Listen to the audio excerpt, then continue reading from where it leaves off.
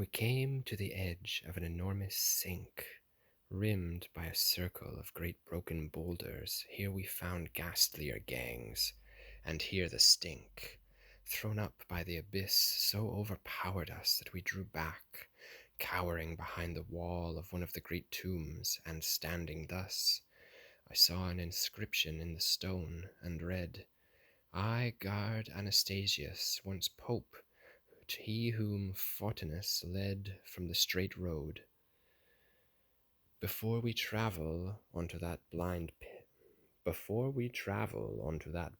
pit, we must delay until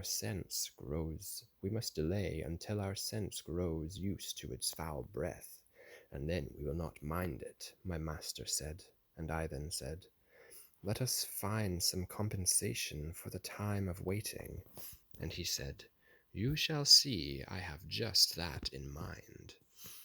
My son, he began, there are below this wall 3 smaller circles, each in its degree like those you are about to leave, and all are crammed with gods accursed. Accordingly, that you may understand their sins at sight, I will explain how each is prisoned and why.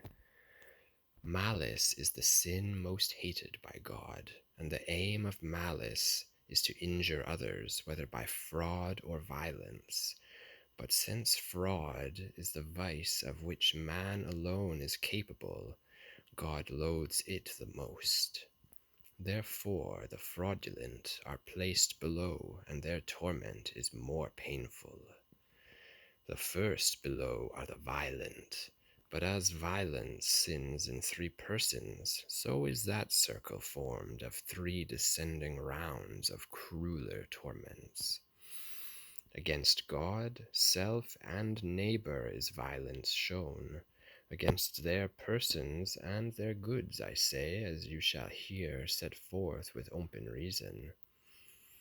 Murder and mayhem are the violation of the person of one's neighbor and of his goods, harassment, plunder, arson, and extortion.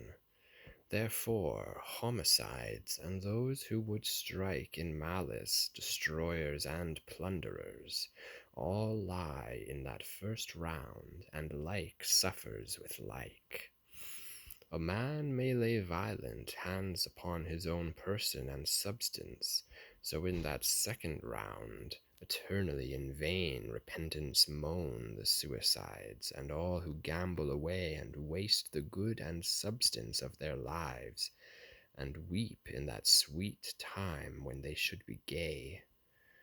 Violence may be offered the deity in the heart that blasphemes and refuses him, and scorns the gift of nature, her beauty and bounty.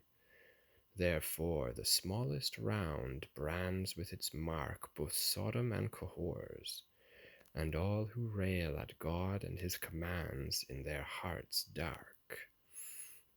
Fraud, which is a canker to every conscience, may be practiced by a man on those who trust him, and on those who have reposed no confidence. The latter mode seems only to deny the bond of love which all men have from nature. Therefore within the second circle lie simoniacs, sycophants, and hypocrites, falsifiers, thieves, and sorcerers, grafters, pimps, and all such filthy cheats. The former mode of fraud not only denies the bond of nature, but the special trust added by bonds of friendship or blood ties. Hence, at the center point of all creation, in the smallest circle on which this is founded, the traitors lie in endless expiation. Master, I said, the clarity of your mind impresses all you touch. I see quite clearly the orders of this dark pit of the blind. But tell me, those who lie in the swamp's bowels, those the wind blows about, those the rain beats, and those who meet and clash with such mad howls, why are they not punished in the rust-red city if God's wrath be upon them? And if it is not, why must they grieve through all eternity?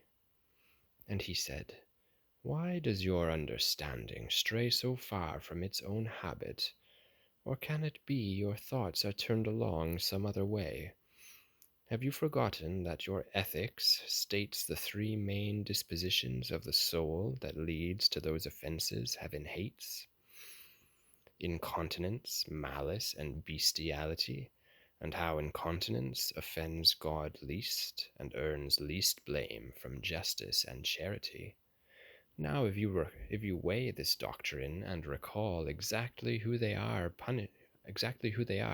whose punishment lies in that upper hell outside the wall, you will understand at once why they are confined apart from these fierce wraiths, and why less anger beats down on them from the eternal mind. O sun, which clears all mists from troubled sight, such joy attends your rising that I feel as grateful to the dark as to the light. Go back a little further, I said, to where you spoke of usury as an offense against God's goodness. How is that made clear? Philosophy makes plain by many reasons, he answered me, to those who heed her teachings, how all of nature, her laws, her fruits, her seasons, springs from the ultimate intellect and its art. And if you read your physics with due care, you will note not many pages from the start that art strives after her by imitation. As the disciple imitates the master, art, as it were, is the grandchild of creation.